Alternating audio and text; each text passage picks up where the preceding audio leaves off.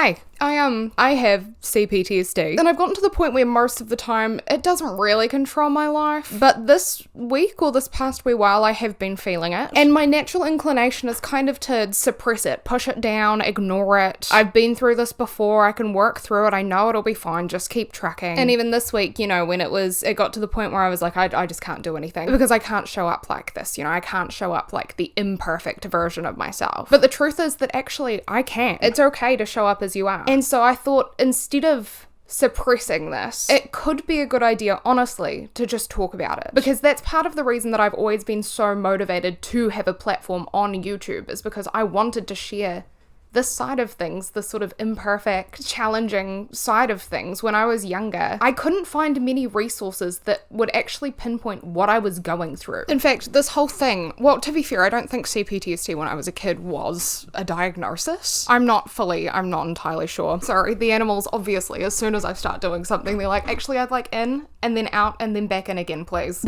What was I saying? Oh, yeah, I couldn't really find anything accessible online that was relevant to my situation when I was a kid. Possibly because I just wasn't searching the right things, because when you're in it, I don't know if you fully comprehend what's going on. But I remember I just didn't know what to do or who to turn to. And so at some point I went to Yahoo Answers and I wrote out, like, I was like, this is happening at home. What am I supposed to do? And I must have forgotten to check on it, but I remember coming across it again years later, and there were a bunch of responses.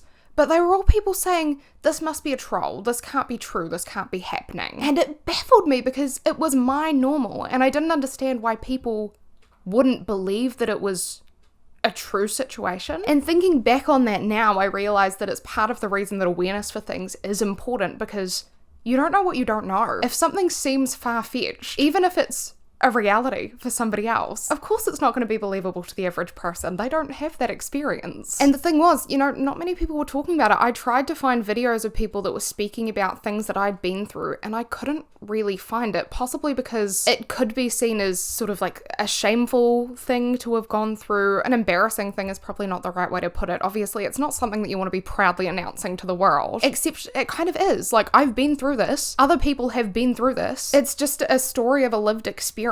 And I'm not going to go into that in depth, what I've been through. I can, like, I'm not opposed to it. I have actually on this channel right at the very beginning, because like I said, I wanted a platform where I could share this in the hopes that it would connect with other people. But I kind of want to speak about, well, a little bit of what happened, but mostly where I am at now, because this is a journey, right? This is a process, and if anyone else is along on this journey as well, I think it's really beneficial to see, because I mean, I don't know about other people, but I find reading other people's like real life accounts very helpful. I peruse Reddit a lot when I have a question, for example, not because I trust verbatim what these people are saying, but just because I think it's really helpful to see different perspectives. But even still now with CPTSD, I find that it can be a very pessimistic endeavor to peruse those forums, trying to see other people's real life anecdotes, because of course it's not an easy thing to go through. But I kind of want to come with the good and the bad, you know what I mean? Like, I'm not here to vent about how poorly things are going for me or how hard things are in my mind. And I'm also not here to sing the joyous praises of life, do you know what I mean? I'm here with like a real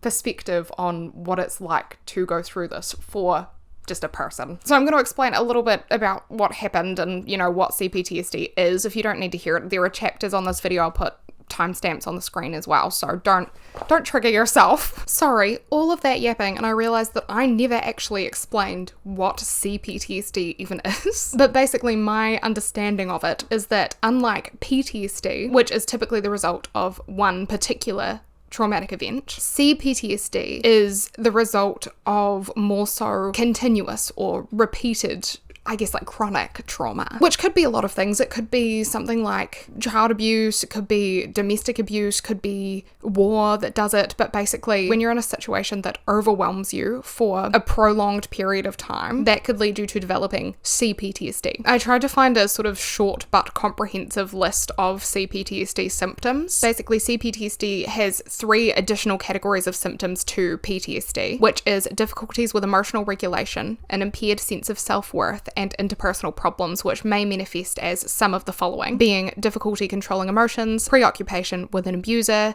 negative self-view, difficulty with relationships, hopelessness, detachment, like derealization, depersonalization, dissociation, loss of a system of meanings, as in one's core beliefs, values, religious faith, or hope in the world and other people, and problems with self-esteem, so you may feel worthless, or you might blame yourself for what you've been through. It's all up on the screen for you to read at the moment, but the reality is that a lot of people experience this in a lot of different ways, so it's not an entire overview of what CPTSD really is, but rather just an idea. And I've written down a little bullet point list of the things that have really contributed to this for me, because I can ramble. When I go over it, I sort of ruminate, do you know what I mean? So what I've written down is that growing up, I was surrounded by constant fighting by my parents. It was a very toxic environment to be in, and there was never a resolution. It was always just very loud and very stressful and overwhelming. I remember 2 times in particular. There was once that we'd just gone out to get ice cream as a family, and I was sitting down with my dad to play Club Penguin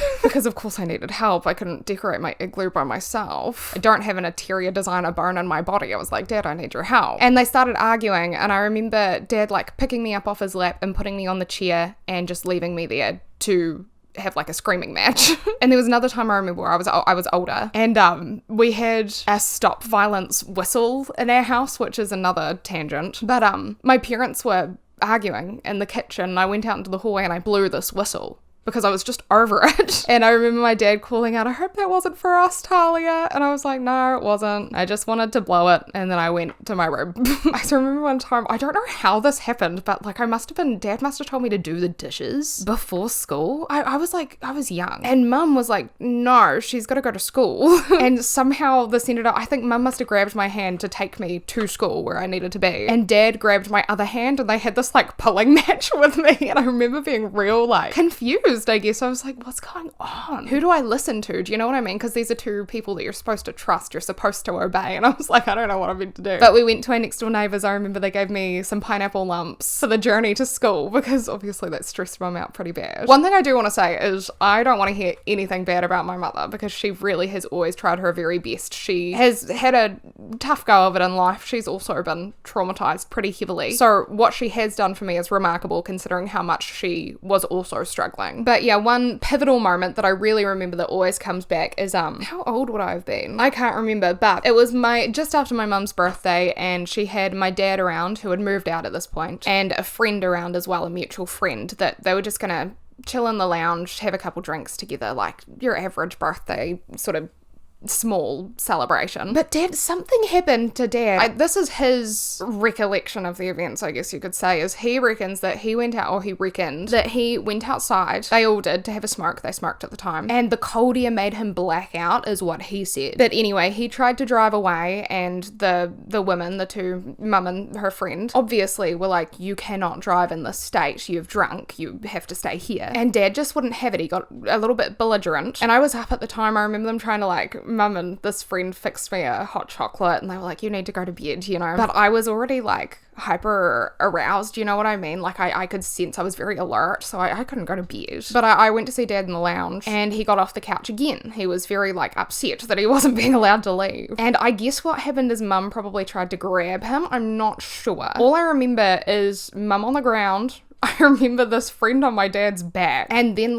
they were moving around the room. I don't know, it's very fragmented. But anyway, this friend was like, Talia, call the police. So I did, had no idea what to say. The friend took the phone off me. And then I remember Mum was laying on the ground, and Dad was kneeling in front of me, and he was crying, and there was snot running out of his nose, and he was I don't know, I guess apologizing, or my mum remembers him saying something I'd step over your mother's dead body to get to you, not very reassuring, not very comforting, thanks though. But eventually, of course, the police did come. They arrested my father, broke his heirloom, his dad's watch, in the process, because Dad was insistent that he didn't want to get arrested in front of me, and the police, to be honest, did not care.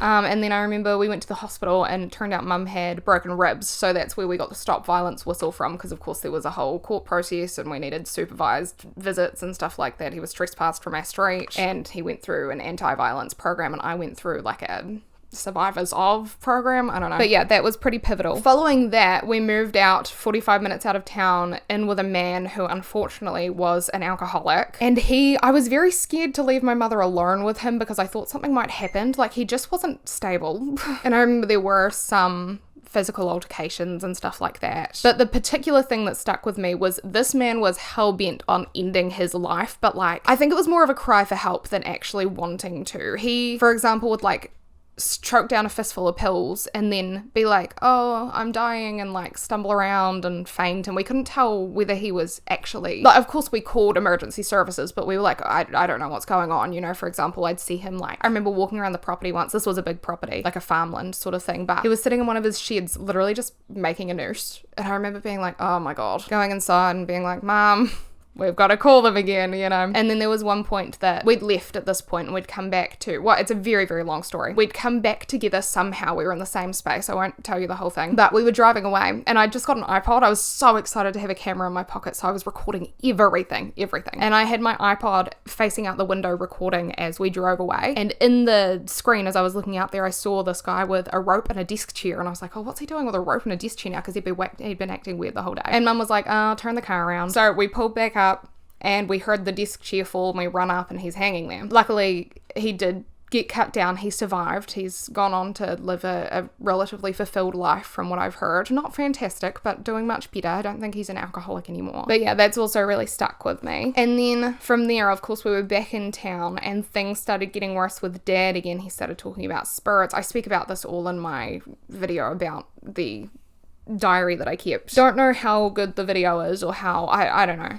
I probably will not be watching it again. But yeah, he started to get it into his head. Oh, so at this point, sorry, I haven't even explained this. When Dad moved out, he'd watch porn with me. He'd ask me sexual questions, and then eventually that blossomed into sexual abuse. I don't know if I just can't remember every instance or if it happened very sporadically, but either way, that kicked up again with this whole new spiritual thing that he was on. He started to be convinced that we were supposed to be together and start a family together and have this very strong bloodline, and like, oh, only the 1% in the world don't want us to do this because they know how powerful we'd be, you know? So again, I speak about that all in the other video, but that was really ramping up at this point, and he was getting more and more into drinking, and so he'd come and talk to me about this stuff, and I just smell the alcohol in his breath, and I just knew it was going to be bad, you know? But then eventually it got to the point where he was he used to touch me, stopped, and then started again, and I was like, I can't do this again. At this point I was like, how old was I, 13 or 14? So I was like, I know better, you know, I can't let this happen. I'm old enough now that I need to put my foot down. And I told my mother, and she did what she should have done. We went to a counsellor, and the counsellor told the police, and that whole process started. And then the day that my father was supposed to go into court, he was going to plead guilty, save me from testifying,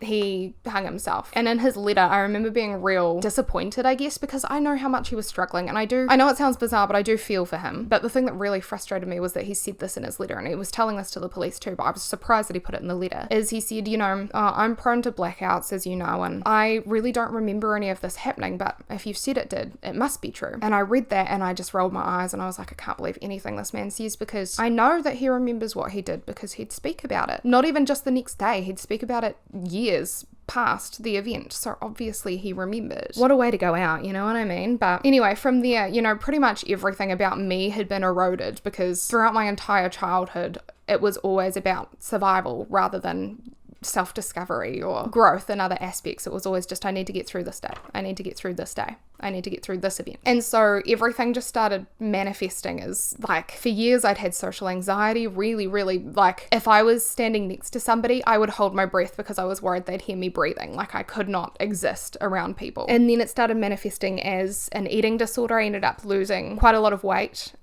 being very, very controlled with my portions and what I ate, which ended up in a quick little stint at the hospital, which sort of put me right, but it took me a long time I kind of went from under-eating drastically to eating enough, but like too controlled, too concerned about health and calories, to the polar opposite. I just lost it. Things got worse when I was maybe 17. My mum and I started going through a rough time. Things were hard at home. We were looking at homelessness, and our relationship was very severed. And from there, I started ballooning up in weight because I was just impulsively spending all the money I had on food, muffins, chocolate, burgers. Like, it made me feel sick, but I think it kind of helped me avoid life and avoid those feelings. And then finally I've gotten to the point now where I'm okay, you know, like I'm fine with food for the most part. Emotional eating, like I have my phases, I have my bad times, but I'm much better. But see, that's the thing I've come to realize, because I kind of it kind of feels when you're going through it feels like your brain is working against you, was the first conclusion that I jumped to. I was like, well, my life is going to be terrible if I can't get things under control, because my brain won't allow me to function properly in a normal world. But this counsellor that mum took me to, I saw for years, she became almost like a family member of sorts to me. Like for some time, she was the only reliable person in my life that I knew I could turn to, and she was really there for me. And in speaking to her, I realized a lot of things, but one primary thing is that my brain wasn't working against me, it was working for me. It was just serving me in ways that it didn't need to serve me anymore. You know, all of these survival mechanisms that I used, like withdrawing to my room, reading,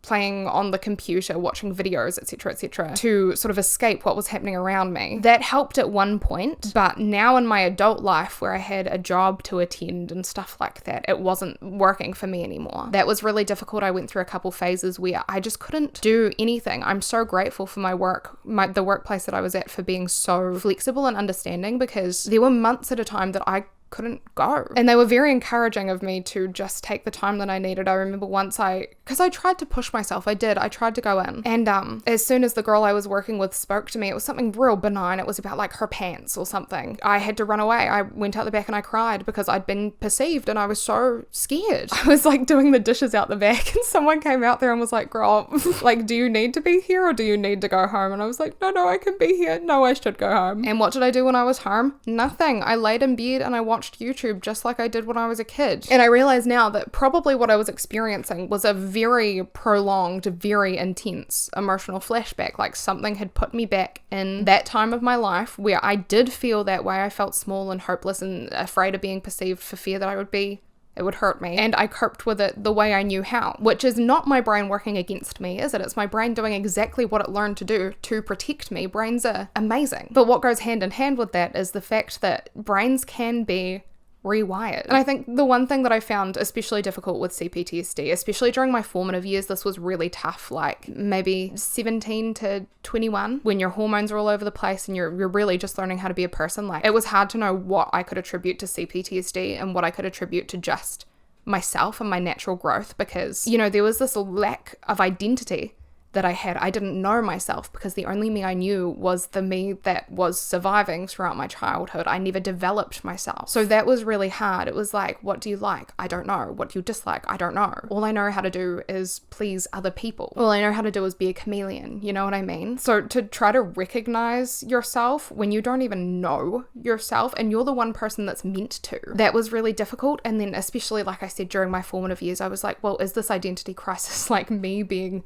19 or is it me not having an ounce of awareness of myself from a young age, because it was more important that I acknowledged what my caregivers needed, what they needed me to be. I don't know if I'm making sense. I'm trying to paint you a picture of basically where I've come from. And it's, to be honest, like whenever I'd bring something like this up to somebody else, probably not so in depth, because if they're not signing up for it, it can be a bit much, you know. But anyone who hears it, right, naturally would say something like, that sucks. Or like, that sounds really harsh. But my response to that would probably be something like, oh no, it's not really that bad, or because it's all I know, you know? And it feels almost scary to acknowledge this. But to be completely honest with myself, I'd have to say that, yeah, it does suck. And yeah, it is that bad. To water down the significance of what happened is almost a disservice to yourself, right? Sure, it's my normal. Yes, I can deal with it. I know I can. But yeah, it sucks. It's bad. It shouldn't have happened, you know? And that can be difficult as well. I'm kind of just like, this is not scripted at all. I'm just trying to truly paint a picture of how this might look. But that's difficult because it doesn't necessarily make sense. And so I can get really caught ruminating on things. I just go over these things that have happened over and over again in detail. And I find myself questioning, for one, why did this happen?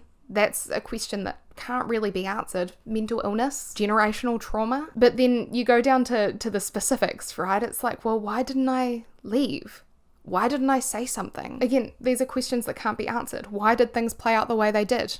They just did. When you're in that kind of situation, and I think this is something that I notice in a lot of people that haven't potentially experienced an abusive relationship or what have you, which is good, you shouldn't have to. But you get that narrative of like, well, why didn't they just do something? Why didn't they just go? That might sound like the logical thing to do. It might sound rational, but these situations aren't rational. That's part of what makes them so overwhelming, is they don't make sense. They're so hard to read. Whatever you end up doing in a situation like that is likely something that your brain thinks will protect you. You can't go back and analyze what you did in that situation and think now, oh, I should have done something differently. Of course you can say that now from the position that you're in. In the moment, you were doing what you needed to do. But anyway, I've been through years and years of counseling. I've done endless research online. I've always been very interested in psychology and understanding the why behind things. And so I've done a lot of looking into this. And over time, I've developed a better life for myself because of these steps that I've taken to understand what I'm going through and process it. So for example, I'm in a stable, healthy relationship now with a man who I'd never end up back in that tumultuous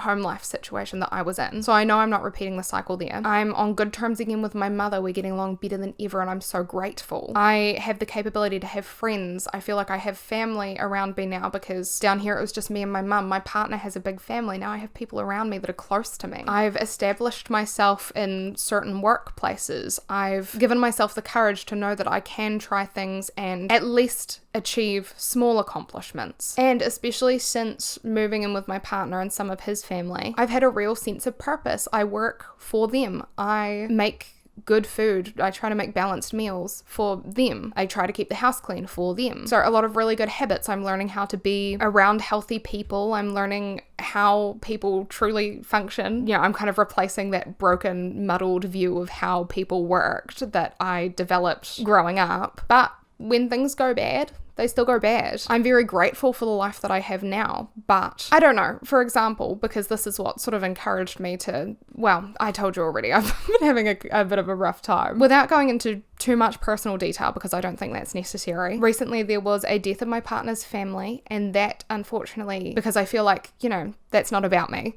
I really wanted to be there for my partner and for his family, but I did struggle a little bit because, the way my father died was probably a bit traumatic. It probably stuck with me. And so that resurfaced, and I didn't feel like I could fully address that because, like I said, it wasn't my time. And that made things difficult because I don't think I wasn't in the position to process what happened. I think when I was younger, like I kind of detached from it almost. I was like, no, I have to be strong through this. I can't feel this. I just wasn't prepared. I remember I cried once when we were handing over, there was this hat that my dad used to, or this style of hat that my dad used to always wear, and he loved the Backstreet Boys. He had a CD in his car, and I was handing those over to the funeral director because I think he was going to get cremated in the hat and then the CD was going to be played at the funeral. And I cried. And my counsellor was there at the time, bless her heart. I had so much support from so many different people. I'm so thankful for the people who were there for me along this journey, even when I looked like a hopeless cause, you know what I mean? But my counsellor was there at the time and we went back and we sat in her car and she was like, why'd you cry then? And I was like, I don't know, that was just him that I was handing over.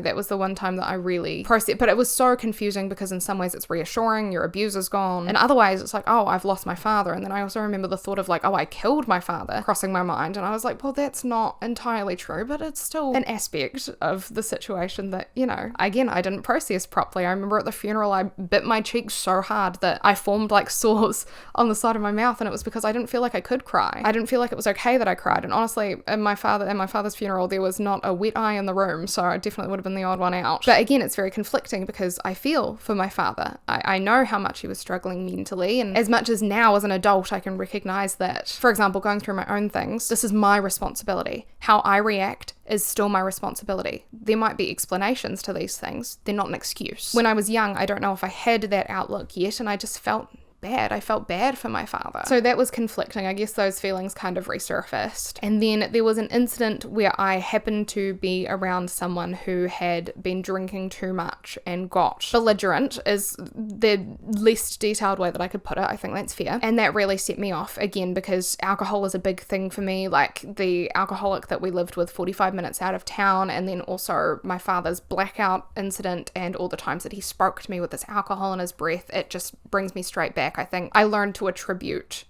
that to the actions, so I always think that there's danger when a drink is involved now. But what surprised me about all of this is that I really thought I was doing well. And I think there's a couple of reasons for this that I just was not privy to, which maybe I didn't have to be at the time, but now I need to address. For one, throughout my counseling and research and things like that, I got very good at rationalizing things, which is not entirely bad because it's good to be able to, well, for me anyway, to be able to recognize when I'm feeling something that's a bit drastic, a bit exaggerated, you know, where I'm like, I might think this is true, but I know it's not. I might feel like this is true, maybe is a better way to put it, but I know it's not. But in doing that, I haven't made the effort to connect with myself. I still am not really feeling my emotions, I don't think, and I might think that I'm out of the woods, but I'm not in that sense. Because yes, I can tell myself, for example, with this belligerent person who'd been drinking, I could tell myself, oh, you're safe, it's fine. And that's the thing that really got me, is I didn't have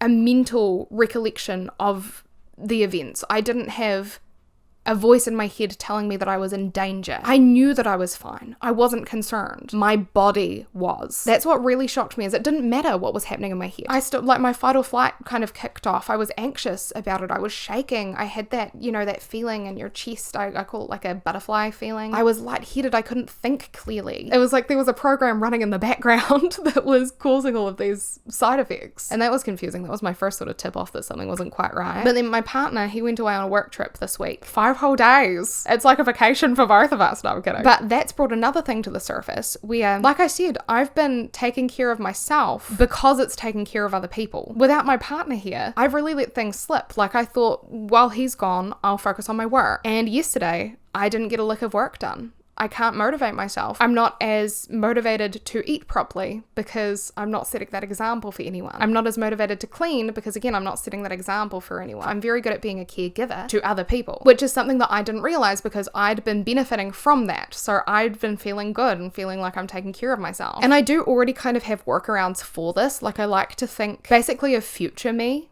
as like a separate entity. It's kind of an unconscious process for me, but the thought is basically, I'm going to do this now so that later Talia can appreciate it and doesn't have to worry about it and will be comforted by it, or because she deserves a clean space. Do you know what I mean? And having animals helps. Of course, there are still other people in the house, but just something that I noticed. And so I don't know if hyper-focus is the right word, but I do tend to sort of get very, I don't know, like I said, I've always been big on researching. I really like to understand what's going on. And so whenever something like this happens, I do a lot of research. But I actually realized yesterday that in doing that research, what I was actually doing was like suffocating the way that I felt. So I'd go to research these things, and it was so I didn't have to process them myself. I'd look at other people's anecdotes on Reddit and stuff like that, and then when I was done, I'd be left knowing that this exact thing that I just looked at was still unprocessed. I didn't benefit from that experience at all. And so that made me think, again, I'm rationalizing this. I'm not letting myself experience these things. I'm putting them straight into words, and then I'm saying, this is what's happening, and I'm setting it aside. I'm not processing it. And so today I told myself, I'm going to do this consciously. I'm not going to spend the entire day looking at things that don't end up benefiting me. I'm going to watch specific videos. So I watched Therapy in a Nutshell, 2 of her videos. I took notes so that I knew I wasn't just mindlessly consuming the content. And then I sat with what I wrote down for a little bit. And honestly, it helped immensely because it just brought a little bit of clarity to my actual situation rather than, you know, avoiding it. And one thing that really helped me to know was that these thoughts that I'd been having since experiencing an uptick in my symptoms were actually another symptom, and that's emotional distortions. Because whenever it gets to the point that my CPTSD is kind of like front and center again, I find myself thinking things like, I will never be free of this. I cannot escape this. I will always live in this trauma. And although I can tell myself now, because I've been through this and I've been through it bad, I can tell myself, you've gotten through it before, you'll get through it again, you just need to keep trucking forward. Those kinds of things can be honestly easy to doubt because these thoughts that you're having are so extreme of like, I will never be free of this. And so in I think it was like how to manage emotional flashbacks, I'll put the videos that I watched in the description because they actually were very helpful. But she was saying that, you know, you have to remind yourself that this is just temporary, I'm just overwhelmed, and that I wasn't doing because I didn't understand the connection there. So I think knowing that will help a lot, where instead of being like, no, I can get through this, it also needs to be, I can get through this, but I can also accept how I'm feeling now. So yes, I will get through this eventually, but right now I'm feeling overwhelmed, and that's where those thoughts are coming from. She also spoke about kind of the importance of letting your body feel the things that it wasn't allowed, it couldn't feel when you were in that place. And I think that is, again, something I've been neglecting by rationalizing all of these things and turning them into logic. I haven't allowed myself to actually feel how I felt. I think, see, emotions I don't like.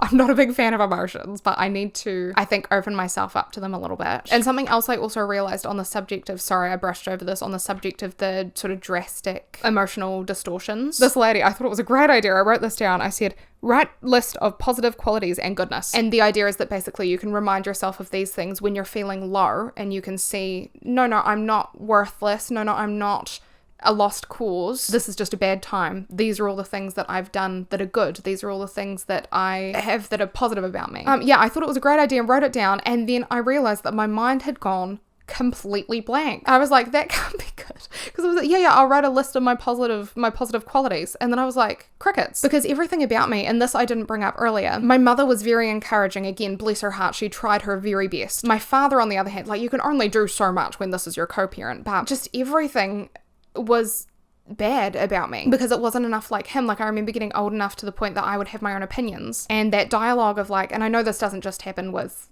my situation is not unique, this is something that happens quite frequently to people, unfortunately, is my father started to vocally wonder, what happened to my little girl? And I remember I'd voice an opinion about something that, and I was a child, right? So sure, maybe my opinions were uninformed or ignorant. I was young, and the role of a parent or a caregiver, someone older than you, an adult in general, to be honest, is to encourage a child to perhaps see things from a different perspective, to think their opinions through a little bit deeper, you encourage them to have their own opinions, but you teach them how to form them. My father would start a war about it. He'd start telling me all of these very adult things, awful things, and when I couldn't handle it, it got overwhelming because I was a child. He'd say, well, you wanted to have an adult conversation, and I'd just leave, and I'd cry, and I'd be like, I felt bad, but I didn't understand, because I wasn't trying to have an adult conversation. I was just voicing a thought that I had or an opinion that I had. And then there were things like, I remember I had very aspirational dreams when I was younger. So I was like, I want to be a writer, I want to be a singer, I want to be a YouTuber, whatever. And I was good at writing. I've always been good at English. My mum is good with English as well, and that was what we sort of bonded over. We spent our time learning because, she's not good with math and stuff like that, but she could really help with my English. And so I guess I loved reading because of that, and I wanted to be a writer. But then I changed my mind again. I was young, and I was like, one New Year's, I remember my dad was dropping me off somewhere, and I was like, I want to be a singer. And he said, so the one thing you're good at, you don't want to do? You don't want to be a writer? And I remember being like, because again, I was a very rational kid. I didn't really let myself feel the emotions, I guess, as a survival instinct. Again, like, I detached from that, and I was very logical, which again is so confusing because when things were happening, I knew they shouldn't be, and yet I still didn't do anything about it. Like, for example, with the sexual abuse, my dad, I remember him telling me, like, you can't tell anybody because we'll both get in trouble. And I remember thinking that's bullshit. And I knew it was bullshit. And I knew I could tell people and he'd get in trouble, but I still didn't. But again, you don't act logically in situations like that. They're very hard to navigate. But with this particular instance of like the one thing you're good at, I remember thinking like, I don't think that's how a parent should speak to their child, but I still felt sad about it, So I guess what I'm trying to say is I feel like my self-worth and my trust in myself and everything had just been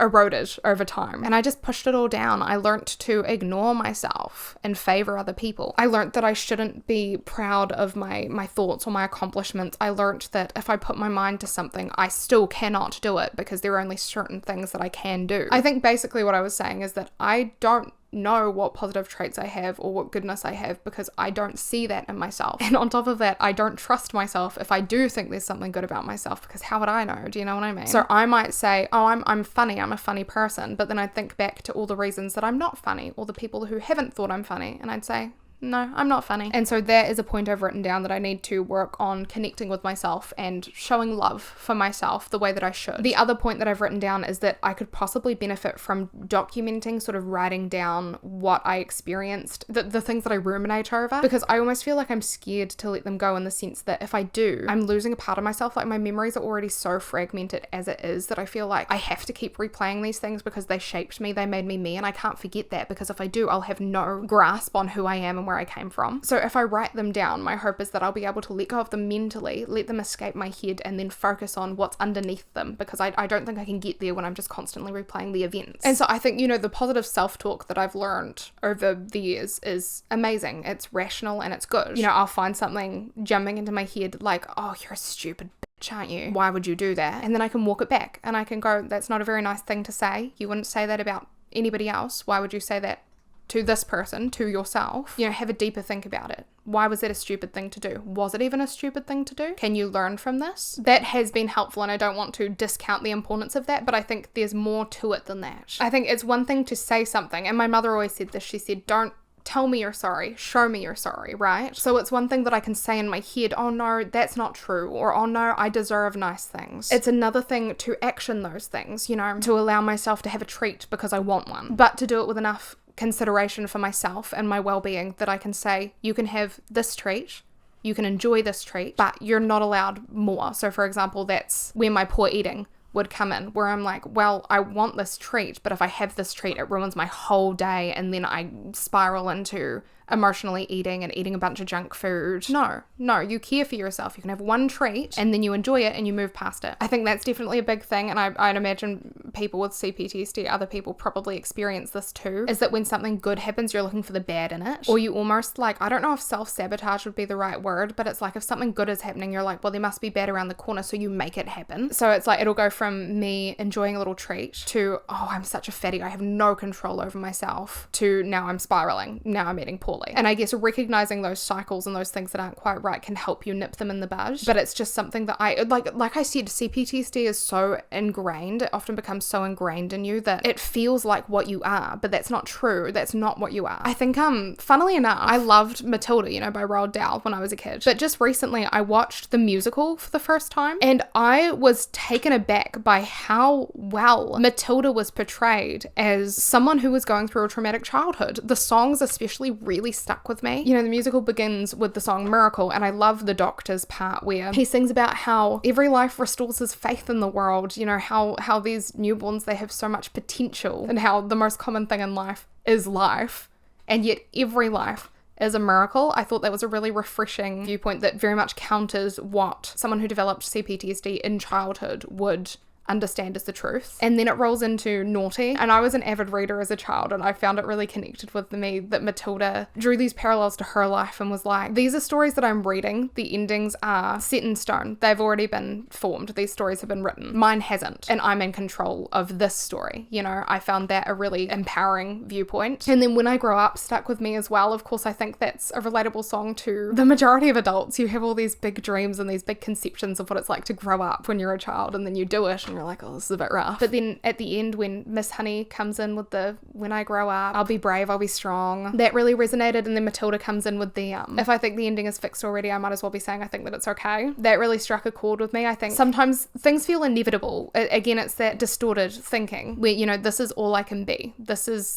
you reduce yourself to what you've been through, what you've been shown. The reality is that there are endless possibilities for every single person. And something that I've found very empowering through life is knowing that I'm in the position, especially now as an adult, to choose what's okay with me, to choose what path I take. I think that's fantastic. And yes, there might be setbacks, of course, but that doesn't change the fact of the matter. You are not where you came from. That's a part of you. You can be so much more than where you've come from. Actually, a lot of the time when you've had sort of a lackluster childhood, you kind of have the blueprint of exactly what you don't want to do. So for example, I've never touched a drink. I'm very careful and intentional with the way that I speak to people most of the time and the way that I approach life, because I've seen the consequences of doing it the other way. I've seen how it can affect people and how it can affect yourself as well. I think when you look at it that way and you sort of, you see it as having insight into life instead of being blinded by the terrible things in life, then it really becomes, it's not a positive thing. It's not something that should have happened, but there is positivity to it. There's a silver lining. And yes, I've been through this, but how can I use this now going into the future in a way that serves me instead of in a way that burdens me? Is it easy? No.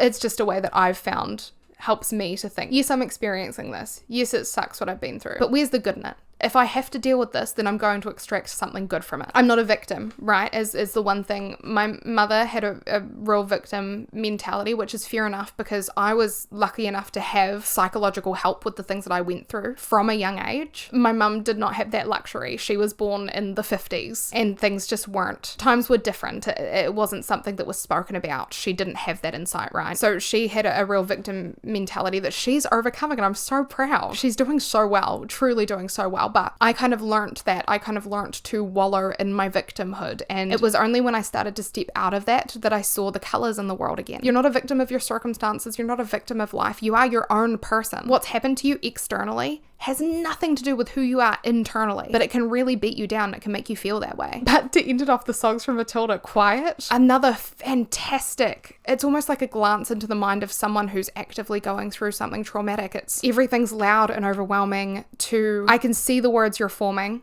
but they're not connecting with me anymore, to I'm gone. And I think that's an incredible representation. I feel like that's how I spent my childhood. It was, I don't know if dissociation really aligns with me, but the core of it I'd say does. I just don't know. But that idea that you're detached from your being to some extent, and you're kind of just floating above everything that's happening, and you're in your logical mind, disconnected from your body and how you really feel. I definitely, and again, I don't know if that's dissociation or if it's just a learned coping mechanism, which I guess dissociation is. I just don't have a full understanding. It's kind of like my brain's like, oh, I know what to do in this situation, and there's like a barrier, and it's like the one functioning part of my brain is the logical part. Everything I'm doing is just stuff that I know I'm supposed to be doing. But yeah, Matilda the musical definitely made me feel some type of way. Do you know what I mean? Also Wicked. Oh, Wicked just broke me. I think I just resonated with Alphabet so much. I don't even know, I can't really draw the connections in my mind, but just watching it, I felt so seen. I really don't know how to explain it. It doesn't fully make sense to me. But in the end, I guess I'll start closing this off now, and I'll say that in the end, the reason I kind of wanted to talk about this was because I think it's important to speak about the journey. Like when I look up,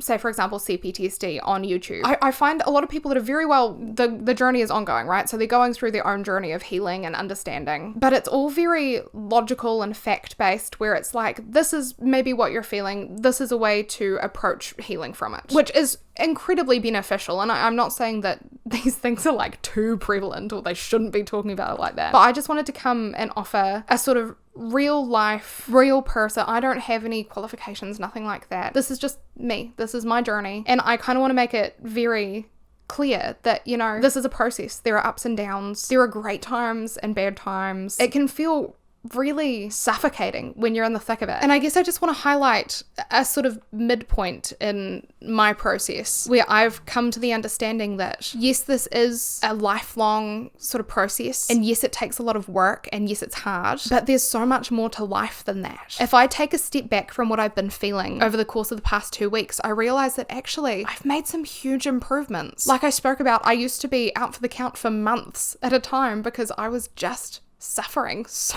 much and I couldn't get a hold of it. That hasn't happened in a very long time. This is mild compared to what I've previously experienced. So to say I'll never be free of this, what kind of lie is that? Of course I will. I've been free of this. Yes, it's always lurking in the background, but it's not dominating my life, and I'm not going to let it. Even right now, I'm actively working against it by just showing up as I am. I'm not ashamed of who I am. I'm not ashamed that I haven't been very functional for the past at least couple of days. I'm going to learn from this. I'm going to share this with people in the hopes that it encourages them to be less ashamed of what they're going through. There is no shame in this. It's just part of the human condition. And there are good things in my life. There are things that I'm so glad that I've been able to see and been able to do. And I'm looking forward to, in the future especially, I'm looking forward to impacting more people with the things that I can take away from this journey that I'm on. I look forward to raising children, hopefully, if that's in the cards for me, that grow up to be really secure, stable, healthy people, mentally at least. I look forward to sort of, you know, breaking that cycle, because I know that I can do it. I know that I'm capable. It doesn't always feel like it. Deep down, it really doesn't feel like it. I've realized that I've kind of addressed the surface stuff, but deep down, the seas are a bit rough down there, you know, but you need to prove to yourself that you can trust yourself. You can do the things that you need to do. And I think my best advice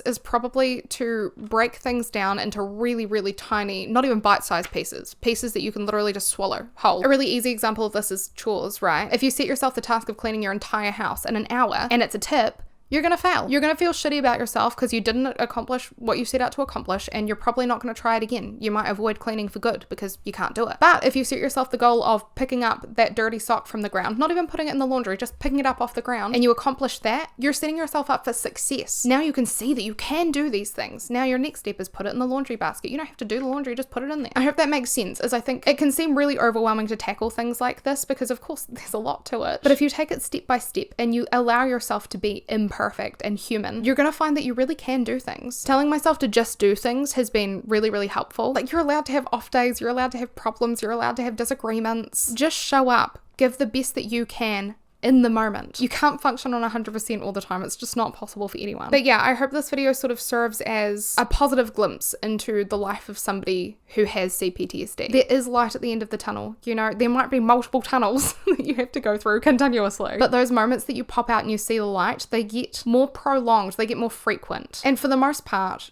it's kind of background noise to me now. Obviously, I have a lot to work on, but that hasn't stopped me from living at least a reasonably fulfilled life. It hasn't stopped me from discovering at least bits of myself. And I forget how old I am, I'm 23. I've been actively working on this without being in a traumatic situation for what? 5 years? It's not a short process, I'm in it for the long haul, but in the grand scheme of things, 5 years is nothing, and I've made so much progress. And my mother as well, just within the past year, she's pretty much become a different person. It's incredible to see. Sometimes you can truly feel like there's just no hope, but you need to know at least logically that you're undermining yourself and your capabilities if you think that. You're underestimating what life has in store for you. I know this probably won't resonate with most people. Like, I don't expect this video to do numbers or anything like that, but I'd be doing a disservice to myself if I just let myself sit in this, knowing that part of the reason that I wanted to have an audience of people to speak to was so that I could document this and so that I could hopefully, even if this connects with a single person, that's all I could ask for, truly. So I guess if you have made it this far into the video, which I wouldn't expect many people to, I'd like to leave you with the message that you can handle this. You shouldn't have to handle it. It's not fair that it's your responsibility, but it is. And you can. And even though you might not always feel like it, you are a worthy person. Your value is in your existence. You don't need to prove your worth. And again, even though you might not feel like it, the world is better off with you in it, especially if you're making steps to improve yourself. That's more than a lot of people can say. And even if you do something small, like you walk down the street and you smile at someone, you're making the world a better place. You're impacting people in a positive way. And I think that's a really beautiful thing that we have the capability to do as human beings, is we have the ability to connect with each other and to strengthen each other. I don't know. Now I've gotten to the end of this, I'm like, was this pointless? I mean, maybe. I know, nothing like my usual style of content. I'm so sorry. I could not. Like, I was sitting at my computer, of course, and I was like, I need to research something for a video, and I was like, I can't do it. But instead of giving up, I found an alternative. So maybe the only person this video will positively impact is me, but at least I can tell myself I didn't quit. At least I can tell myself I can still function. Maybe not to the level that I would like to, but I'm not irredeemable because I've had a couple of bad days. This is a step in the right direction. Again, I will leave the videos that I watched this morning in the description of this video, and I hope that if you need to, you can watch those, you can take some steps to connecting with yourself better or understanding yourself better or just something. But yeah, I do hope you're doing well. I really, really do. Yeah, thank you so much for being here. I guess I'll leave you to it. Sorry about all the yapping. This is the most I've ever yapped off script. I hope it was somewhat cohesive. I'm not well known for my comprehensive speech. So anyway, I'm going. Take care. I'll see you later. Bye. Angel's biscuits everywhere then. It types voices, Mummy. Does it? Yeah. What does it say? It says anything you say. Mum, look at me. Mum, look at me.